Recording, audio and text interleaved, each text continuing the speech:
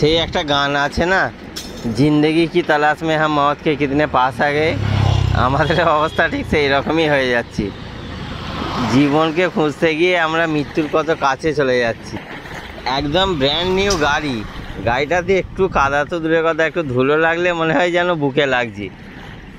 আর সেটা নদীতে এভাবে আমরা ভাসিয়ে নিয়ে যাচ্ছি। কোথায় একটু উল্টে গেলেই ওই যা শেষ, চারিদিকে জল আর জল।